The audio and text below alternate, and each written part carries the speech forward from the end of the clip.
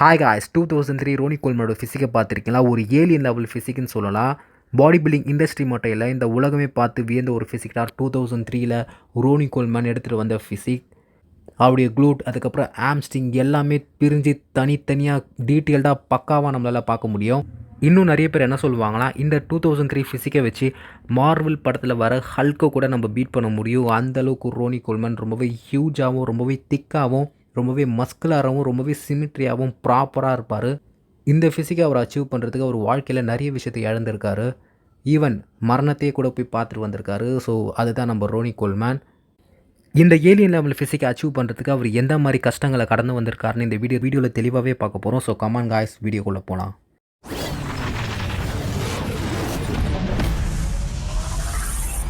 Ronnie கோல்மனை யார் ஏலியனாக மாற்றினா? 2002 2021க்கு முன்னாடி நம்ம போனோம். அதை பார்க்கணுன்னா, எஸ் 2001ல் நம்ம ஜே கட்லர் ஆல்மோஸ்ட் ரோனி கோல்மனை பீட் பண்ணியிருப்பார். அந்த பிக்சர்ஸ்லாம் இங்கே ஆட் பண்ணுறேன், நீங்களே பார்த்து சொல்லுங்கள். 2001 மிஸ்டர் ஒலிம்பியா ப்ரீ ஜட்ஜிங் அப்போ நம்ம ரோனி கோல்மன் ரொம்பவே ப்ளோட்டடாகவும் ரொம்பவே வாட்ரியாகவும் இருந்திருப்பார்.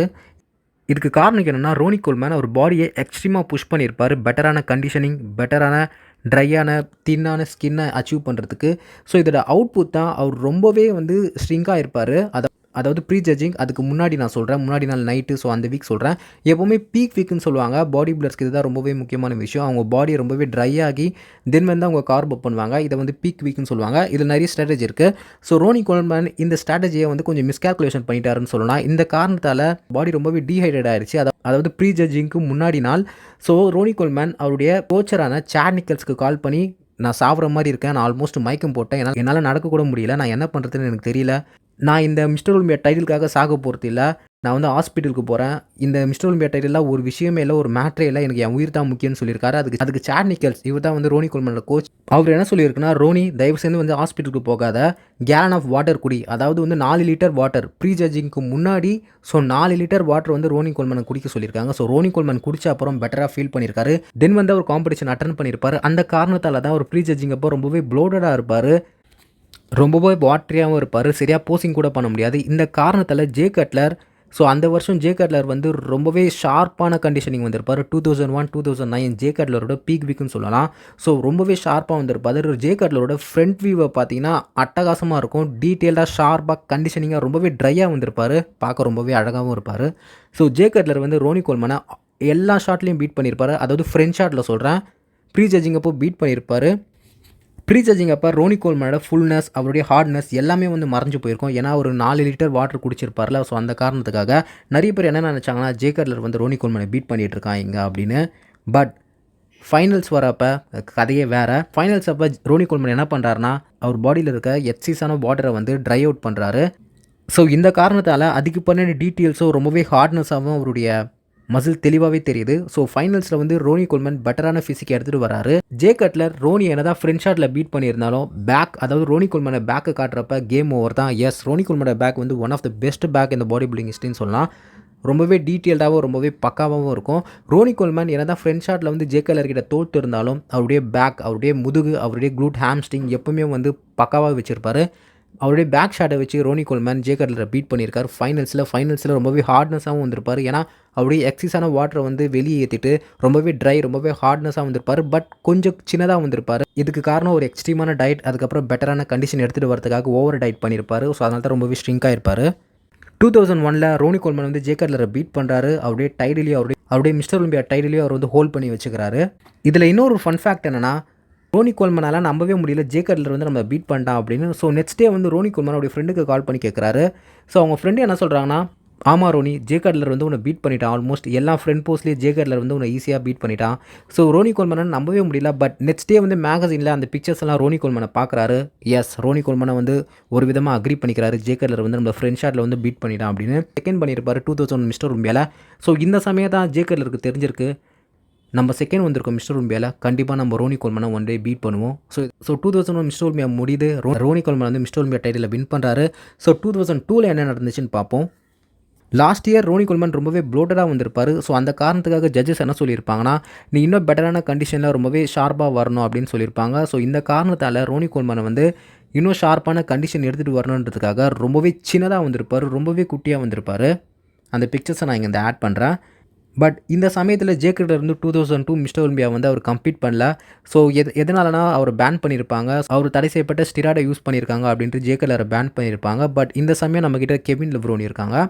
எஸ், இப்போ வந்து ரோனி கோல்மேன் அதுக்கப்புறம் கெவின் லெப்ரோனி இவங்க 2 பேருக்குள்ள தான் போட்டி நடக்க போகுது. என்னதான் ரோனி கோல்மேன் வந்து ரொம்பவே ஸ்மாலரான வெர்ஷனில் வந்திருந்தாலும் ரோனி கோல்மேனோட கண்டிஷன் வந்து அந்த வருஷம் ரொம்பவே சூப்பராக இருந்துச்சு. என்னதான் ரோனி கோல்மேன் வந்து கொஞ்சம் ப்ளோட்டடாக இருந்தாலும் கூட அவருடைய பேக் அதுக்கப்புறம் ஹாம்ஸ்ட்ரிங், ரோனி கோல்மேன்னாலே அவருடைய பேக் அதுக்கப்புறம் ஹாம்ஸ்ட்ரிங் தான். இதை வச்சு தான் அவர் வந்து 8 மிஸ்டர் ஒலிம்பியா வந்து வின் பண்ணியிருப்பார். எல்லாரையும் வந்து அவருடைய பேக்கை வச்சு தான் போட்டிருப்பாரு. ஸோ 2002 அவர் ஸ்மாலர் வெர்ஷனாக வந்திருந்தாலும் கெவின் லெப்ரோனி வந்து அவருக்கு டஃப் கொடுத்துருந்தாலும் ரோனி கோல்மேன் வந்து அவருடைய டைட்டிலை வின் பண்ணுறதுக்கு போதுமான அளவுக்கு அவருடைய பேக் வந்து பக்காவாக இருந்திருக்கு. அவருடைய ஆர்ம்ஸ் அதுக்கப்புறம் லெக் மட்டும் கொஞ்சம் ஸ்மாலராக இருந்திருக்கும். ஸோ இந்த சைடு நம்ம கெவின் லெப்ரோனியை பார்த்தீங்கன்னா ரொம்பவே அஸ்தட்டிக்காக வந்திருப்பார். நிறைய ஷாட்டில் வந்து கெவின் லெப்ரோனி ரொம்பவே பெட்டராகவே இருந்திருப்பார் ரோனி கோல்மேனை விட. பட் கெவினோட பேக் வீக் ரோனி கோல்மேன் கூட கம்பேர் பண்ணுறப்போ இந்த காரணத்தால் கெவின் லெப்ரோனியால் வின் பண்ண முடியல 2002 மிஸ்டர் ஒலிம்பியா. இன்னொரு பெரிய அட்வான்டேஜ் நம்ம ரோனி கோல்மேனுக்கு என்னன்னா ஜேக்கெட்லர் வந்து 2002 மிஸ்டர் ஒலிம்பியாவில் வந்து கம்ப்ளீட் பண்ணல. ஸோ கம்ப்ளீட் பண்ணியிருந்தாருன்னா ஜேக்கெட்லர் வின் பண்ணுறதுக்கு சான்சஸும் இருந்திருக்கும். பட் கம்ப்ளீட் பண்ணலை. இந்த 2002 மிஸ்டர் ஒலிம்பியாவில் நம்ம கெவின் லெப்ரோனி என்னதான் செகண்ட் வந்திருந்தாலும் நிறைய பேரோட பார்வை வந்து காந்தர். இவர் ஒரு ஜெர்மன் பாடி பில்டர், ரொம்பவே பார்க்க அழகாக இருப்பார். இவர் சிரிச்சா ரொம்பவே அழகாக இருப்பார். ஸோ எல்லாருமே வந்து இந்த காந்தரை தான் பேச ஆரம்பித்தாங்க பெருசாக. ஏன்னா காந்தர் வந்து அவர் எடுத்துகிட்டு வந்த சைஸ் வந்து ரொம்பவே ஜெய்ஜெண்டிக்காக இருந்திருக்கும். இந்த மிஸ்டர் ஒலிம்பியாவில் வந்து அந்த மாதிரி பெரிய சைஸான பாடி பில்டர் யாருமே இல்லை. பட் காந்தர் வந்து ரொம்பவே ஹியூஜாகவும் வந்திருப்பார். ஸோ இந்த காரணத்துக்காக நிறைய பேர் என்ன சொன்னாங்கன்னா காந்தர் வந்து ரொம்ப பெட்டராகவே பண்ணியிருக்காரு, அவருக்கு வந்து பிளேசிங் கொஞ்சம் ஹையாகவே கொடுத்துருக்கலாம் அப்படின்னு சொல்லியிருப்பாங்க. இந்த மிஸ்டர் ஒலிம்பியா 2002 நம்ம காந்தர் வந்து 5th பிளேசிங் தான். காந்தருக்கு 5th பிளேசிங் கொடுக்குறப்ப ஆடியன்ஸ்லாம் ரொம்பவே கத்த ஆரம்பிச்சிருவாங்க. அதுக்கப்புறம் காந்தர் ஒரு ஸ்பீச் கொடுப்பாரு. இந்த மிஸ்டர் ஒலிம்பியா டைட்டிலை விட நீங்கள் கொடுக்குற எனக்கு 6 வாரம் தான் எனக்கு ரொம்பவே பெரிய விஷயம் அப்படின்னு ஒரு சூப்பரான ஸ்பீச்சை கொடுத்துட்டு அழகாக சிரிச்சுட்டு அவர் அங்கேருந்து போயிருப்பார். இதுக்கப்புறம் தான் காந்தருக்கு ஃபேன் பேஸ் ரொம்பவே அதிகமாகியிருக்கும். நிறைய பேர் காந்தருக்கு மிஸ்டர் ஒலிம்பியா வின் பண்ணுறதுக்கு எல்லா தகுதிகளும் இருக்குது அப்படின்னு சொல்லியிருப்பாங்க. ஏன்னா காந்தர் ரொம்பவே ஹியூஜாக இருந்திருப்பார் 2002 மிஸ்டர் ஒலிம்பியாவில். ரோனி கோல்மேனை விட ரொம்பவே ஹியூஜாக இருப்பார். அந்த பிக்சர்ஸை நீங்கள் காட்டுறேன், நீங்களே பார்த்து சொல்லுங்கள். மிஸ்டர் ஒலிம்பியா முடிஞ்ச அப்புறம் ஜிஎன்சி ஷோன்னு ஒரு பாடி பில்டிங் காம்படிஷன் நடக்குது. இதில் வந்து நம்ம காந்தர் கம்ப்ளீட் பண்ணுறாரு. இதில் வந்து நம்ம ரோனி கோல்மேனை கம்ப்ளீட் பண்ணுறாரு. ரோனி கோல்மேன் வந்து 1998 அப்புறம் யாருமே பீட் பண்ணல மிஸ்டர் ஒலிம்பியா ஸ்டேஜில், எந்த ஒரு காம்படிஷனும் பீட் பண்ணல. பட் 2002 ஜிஎன்சி ஷோவில் வந்து நம்ம காந்தர் ரோனி கோல்மேனை பீட் பண்ணியிருப்பாரு. காந்தர் வந்து ரொம்பவே ஹியூஜாக இருந்திருப்பாரு. ஆல்ரெடி நிறைய பேர் என்ன சொல்லியிருப்பாங்கன்னா, ஈவன் ஃபேன்ஸ்லாம் என்ன சொல்லியிருப்பாங்கன்னா, காந்தர் 2002 மிஸ்டர் ஒலிம்பியாவில் கொஞ்சம் ஹையரான பிளேசிங் கொடுத்துருக்கலாம், 5th பிளேசிங் வந்து ரொம்பவே கம்மின்னு சொல்லியிருப்பாங்க. பட் ஜிஎன்சி ஷோவில் வந்து நம்ம காந்தர் ரோனி கோல்மேனை பீட் பண்ணியிருப்பாரு. அதுக்கு காரணம் என்னென்னா ரோனி கோல்மேனை விட காந்தர் ரொம்பவே பெருசாக இருந்திருப்பார். ஸோ காந்தர் தான் வின்னர்னு டைட்டில் அறிவிக்கிறப்ப ரோனி கோல்மேனால எதுவுமே பண்ண முடியல. அவர் ரோனி கோல்மேன ரியாக்ஷன் என்னன்னா அவர் பேந்த முழிக்கிறாரு அப்படின்னு தான் சொல்லியிருக்காங்க. ஏன்னா ரோனி கோல்மேனுக்கு என்ன பண்ணுறதுனே தெரியல. அவர் வந்து ஒரு mister Olympia winner. So Ronnie கோல்மேனே பீட் பண்ணிட்டாங்க காந்தர். ஸோ இந்த சமயத்தில் தான் காந்தருக்கு ஒரு கான்ஃபிடென்ட் வருது, நம்ம ரோனி கோல்மேனை பீட் பண்ண முடியும்னு. ஆல்ரெடி காந்தருக்கு ஃபேன்ஸ் அதிகம். ஸோ இந்த இன்சிடென்ட்னால யாருனே தெரியாத காந்தர் உலக அளவில் ரொம்பவே ஃபேமஸ் ஆகுறாரு. ஜிஎன்சி ஷோக்கு அப்புறம் வேறு என்ன இருக்குது, 2003 மிஸ்டர் ஒலிம்பியா தான். ஸோ எல்லாருமே வந்து வேறு லெவலில் தயாராகிட்டு இருக்காங்க. ஏன்னா 2001 வந்து ஜேக்கெட்லர் ஆல்மோஸ்ட் வந்து ரோனி கோல்மேனை பீட் பண்ணியிருப்பார். அது மட்டும் இல்லாத 2002 Arnold classic winner, 2003 Arnold classic winner நம்ம ஜேக்கெட்லர். அப்புறம் காந்தர் இவர் வந்து 2002 ஜிஎன்சி ஷோவில் வந்து ரோனி கோல்மேனை பீட் பண்ணியிருப்பார். ஸோ காந்தருக்கு ஒரு கான்ஃபிடென்ட் வந்திருக்கும். ஸோ ஜேக்கெட்லர் காந்தர் 2 பேருமே பார்க்க அழகாக இருப்பாங்க. ஒரு பிளாண்ட் பாடி பில்டர். ஜோ விடருக்கு வந்து ரொம்பவே பிடிக்கும். ஏன்னா ஜோ விடர் வந்து மார்க்கெட்டிங் தான் அதிகமாக விரும்புவார். ஸோ அவர் ஒரு பிஸ்னஸ் மைண்ட் பர்சன். இந்த சைடு ஜேக்கெட்லர் அதுக்கப்புறம் காந்தர் 2 பேருமே ஓவர் கான்ஃபிடென்ட்டில் இருப்பாங்க. நம்ம ரோனி கோல்மேனை 2003 வந்து பீட் பண்ணிடலாம் அப்படின்னு. பட் அவங்க பற்ற வச்சது ஒரு காட்டு தீன்னு அவங்களுக்கு தெரியல. ரோனி கோல்மேனோட ஈகோவை ரொம்பவே ட்ரிகர் பண்ணிட்டாங்க. ஸோ இந்த சமயத்தில் தான் ரோனி கோல்மேன் ஒரு நார்மல் மனுஷன்லேருந்து ஒரு ஏலியனாக மாறுறாரு. 2001 2002 ரோனி கோல்மேனை ரொம்பவே கிரிட்டிசைஸ் பண்ணியிருப்பாங்க. நிறைய பேர் ரோனி கோல்மேனை வெறுக்க ஆரம்பிச்சிருப்பாங்க. இந்த காரணத்தால் ரோனி கோல்மேன் 2003 வந்து பெட்டரான பேக்கேஜில் வரணும், யாரும் எதிர்பார்க்காத அளவுக்கு பங்கமான பேக்கேஜில் எடுத்துகிட்டு வரணும். சாட் நிக்கல்ஸ் அதுக்கப்புறம் ரோனி கோல்மேன் 2 பேருமே சேர்ந்து வந்து பிளான் போடுறாங்க. அதுக்கு ஏற்ற மாதிரியே அவங்க 2003 வந்து ஒரு ஏலியன் லெவல் ஃபிசிக்கை ரெடி பண்ணி எடுத்துகிட்டு வராங்க. ஸோ இதுக்கு முன்னாடி ஒரு சின்னதாக ஒரு இன்சிடென்ட் நடந்திருக்கும். 2003 மிஸ்டர் ஒலிம்பியாவுக்கு முன்னாடி, அதாவது February மாதம் வந்து ஜேக்கெட்லர் காந்தர் யாருமே வந்து ஒரு ஃபோட்டோ ஷூட் பண்ணுறாங்க ஃப்ளக்ஸ் மேகசினுக்காக. காந்தர் என்ன சொல்லியிருப்பாருன்னா, ரோனி கோல்மேனை ஒரு வாட்டி பீட் பண்ணியிருக்கேன், அகைன் என்னால் பீட் பண்ண முடியும். இந்த சைடு ஜேக்கெட்லர் வந்து நான் அர்னால்டு கிளாசிக் வின் பண்ணியிருக்கேன், அதனால் ரோனி கோல்மேனை ஈஸியாக பீட் பண்ணுறோன்னு எல்லாருமே ரொம்பவே ஓவர் கான்ஃபிடென்ட்டில் பேசிகிட்டு இருக்காங்க. ஸோ அப்போ தான் வந்து ஒரு எக்லிப்ஸ் நடக்குது. எஸ், வானமே இருண்ட மாதிரி ஒரு இருள். யாருன்னு பார்த்தா ஒரு பெரிய கருப்பு உருவம் நடந்து வருது அவங்கள நோக்கி. அது வேறு யாரும் இல்லை, நம்ம ரோனி கோல்மேன் தான். எல்லாருமே ரோனி கோல்மனை அப்போ பார்த்து ஷாக் ஆயிறாங்க. ஏன்னா அந்த அளவுக்கு ரொம்பவே ஹியூஜாக ரொம்பவே பெருசாக இருக்கார்.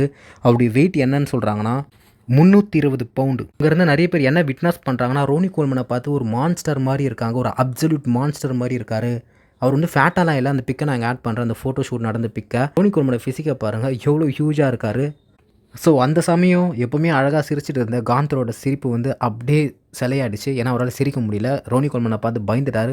அதுக்கப்புறம் ஜே கட்லர் ஒத்த யாரா இவன் அப்படின்னு நம்ம ரோனி கோல்மனை பார்த்து ரியாக்ஷன் கொடுத்துருக்காரு. ஏன்னா ரோனி கோல்மனோட ஃபிசிக் வந்து 2003ல் எந்த ஒரு பாடி பில்டரையும் மேட்ச் பண்ண முடியாது, யாராக இருந்தாலும் சரி. ஸோ 2003 ரோனி கோல்மன் வந்து பீட்டே பண்ண முடியாது. ஹியூஜ் வாஸ்குலாரிட்டி, மஸ்குலாரிட்டி, சிமிட்ரி, அவருடைய போஸிங்கும் வந்து பக்காவாக இருக்கும். ரொம்பவே கான்ஃபிடென்ட்டாக இருந்திருப்பார் 2003ல். ஸோ இந்த காரணத்தில் தான் ரோனி கோல்மனோட 2003 ஃபிசிக் வந்து ரொம்பவே லெஜெண்டரியான ஃபிசிக் அப்படின்னு சொல்லுவாங்க. அது மட்டும் இல்லை, 2003ல் வந்து யார் வின் பண்ண போகிறாங்கன்னு அப்பயே அவங்களுக்கு தெரிஞ்சிருச்சு அந்த ஃபோட்டோ ஷூட்லேயே. இதுக்குன்னு தனியாக வீடியோலாம் போட தேவையில்லை. எஸ், 2003ல் ரோனி கோல்மன் அவருடைய ஃபிசிக்கை பார்த்த உடனே காந்தர் அதுக்கப்புறம் ஜே கட்லர் அவங்களுடைய கான்ஃபிடன்ஸ் வந்து பிரேக் ஆகிடுச்சு. 2003 பேக் ஸ்டேஜில் ரோனி கோல்மன் அவருடைய ஷர்ட்டை கழட்டினப்போ ஜே கட்லர் காலி ஆகிட்டார். எஸ், அப்போ ஜே கட்லருக்கு தெரிஞ்சிச்சு இந்த ரோனி கோல்மனை நம்மளால் பீட்டே பண்ண முடியாது அப்படின்னு. இதை வந்து ஜே கட்லரே நிறைய பாட்காஸ்ட்டில் சொல்லியிருக்காரு. ரோனி கோல்மன் அவருடைய ஃபிசிக்கை வந்து இன்ஹியூமனாக இந்த அளவுக்கு எடுத்துகிட்டு வரதுக்கு ஒரு முக்கியமான காரணம் வந்து அவருடைய அவமானங்களும் அவருடைய வலிகளும் தான். 2001, 2002 அதுக்கப்புறம் 2002ல் ஜிஎன்சி ஷோவில் வந்து ரோனி கோல்மன் பட்ட அவமானங்கள் தான் அவருடைய ஃபிசிக்கை வந்து இந்த அளவுக்கு பெருசாக வந்து தூக்கி நிறுத்தியிருக்கு. ரோனி கோல்மன் 2002ல் ஜிஎன்சி ஷோவில் ஒரு தோக்கலைனா இந்த மாதிரி ரோனி கோல்மனை நம்ம பார்க்கவே முடியாது. இதுலேருந்து நம்ம என்ன கற்றுக்குறோன்னா, நம்ம வாழ்க்கையில் நம்மளுக்கு ஏற்படுற தோல்விகளும் வலிகளும் ஒரு ஃபியூலாக எடுத்துக்கிட்டு அதை ஒரு எனர்ஜியாக கன்வெர்ட் பண்ணி நம்ம வாழ்க்கையில் முன்னேறி போய்கிட்டே இருக்கணும். அதை தான் இங்கே ரோனி கோல்மன் பண்ணியிருக்காரு. நிறைய பேரால் சாதிக்க முடியும், நிறைய பேரால் முயற்சி பண்ணிகிட்டு இருக்க முடியும், அதில் எந்த ஒரு தப்புமே இல்லை. இறுதியில் நீங்கள் முயற்சி பண்ணிங்களா இல்லையா, அதுதான் ரொம்பவே முக்கியமான விஷயம். இது வந்து எல்லா ஸ்போர்ட்ஸ் எல்லா ஃபீல்டுக்கும் வந்து இது அப்ளை ஆகும், ரோனி கோல்மனுக்கு மட்டும் இல்லை. எஸ், ரோனி கோல்மனே சொல்லியிருக்காரு 2002 ஜிஎன்சி ஷோ மட்டும் இல்லைனா நான் அதில் தோக்கலைனா 2003 ஏலியன் ஃபிசிக்கை வந்து உங்களால் பார்த்துருக்க முடியாது. ஸோ ரோனி கோல்மன் வந்து தோற்றுருக்காரு. அதுலேருந்து ஒரு பாடத்தை கற்றுக்கிட்டு ஒரு ஏலியன் லெவல் ஃபிசிக்கை வந்து 2003ல் பாடி பில்டிங் ஹிஸ்ட்ரியில் வந்து பதிச்சிருக்காரு. அந்த மாதிரி ஃபிசிக்கை யாருமே பார்த்ததில்ல. இதுக்கப்புறம் அந்த மாதிரி ஃபிசிக்கும் யாராலையும் எடுத்துகிட்டு வர முடியாது. ஸோ மேக்ஸிமம் இந்த வீடியோ ஷேர் பண்ணுங்கள், உங்கள் ஸ்டோரியில் இன்ஸ்டாவில் போடுங்க, உங்கள் வாட்ஸ்அப்பில் போடுங்க, இந்த மாதிரி சேனல் இருக்குன்னு உங்கள் ஃப்ரெண்ட்ஸுக்கு காட்டுங்க. அப்போ தான் வந்து நம்ம சேனல் ரீச் ஆகும். யூடியூப்பில் வந்து எனக்கு பெருசாக எந்த மானிட்டைசேஷனும் இன்னும் வரல, எந்த ஒரு காசுமே இன்னும் ஏர்ன் பண்ணல. பட் வீடியோ வந்து நான் உங்களுக்காக தான் பண்ணிகிட்ருக்கேன். இன்னும் சேனல் இன்னும் ரீச் ஆகணும். ஸோ நானும் வந்து கொஞ்சம் க்ரோ ஆகணும்னா நீங்கள் வந்து இந்த மாதிரி சேனல் இருக்குதுன்னு உங்கள் ஃப்ரெண்ட்ஸுக்கு சொல்லுங்கள். உங்கள் பாடி பில்டிங் ஃப்ரீக் நிறைய பேர் இருப்பாங்களா உங்களை சுற்றி. ஸோ அவங்களுக்கு இந்த வீடியோவை ஷேர் பண்ணுங்கள். ஸோ அவங்களும் இது தெரிஞ்சுக்கிட்டோம். ஸோ அவ்வளோதாங்க இந்த வீடியோ ஏதாச்சும் கீழே கமெண்ட்டில் கேளுங்க. ஸோ பாடி பில்டிங் இன்ஃபர்மேஷனை பற்றி தெரிஞ்சுக்கணும் நம்ம சேனல் சப்ஸ்கிரைப் பண்ணிக்கோங்க. தேங்க்ஸ்.